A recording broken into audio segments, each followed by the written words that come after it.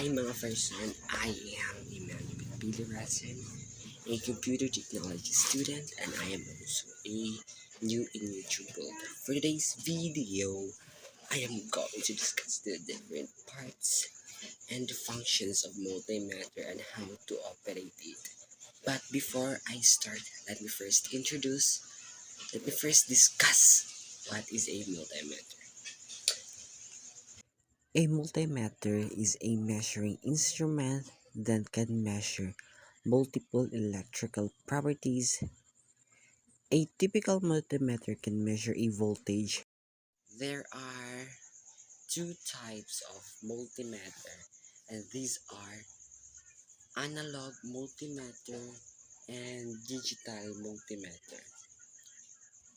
Analog multimeter is a needle movement and a calibrated scale to indicate the values were popular for years, but recently their numbers have declined. Every every voltmeter has an internal resistance or impedance. The input impedance of an animator is expressed in ohms per volt. While the digital multimeter feature a digital liquid crystal display or LCD, measurements readings are displayed as numerical values on LCD display.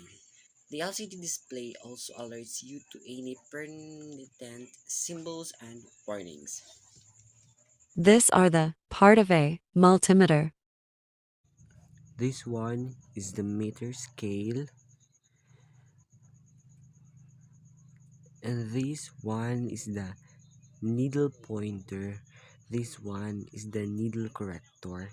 This one is the zero club adjuster knob, and this one is the range selector.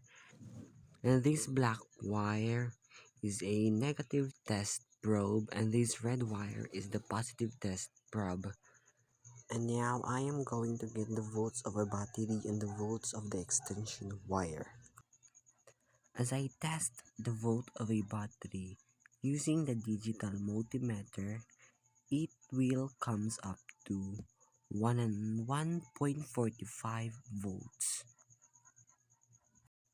Also, as I test the volts of the extension wire using the digital multimeter, it will comes up to 245 volts.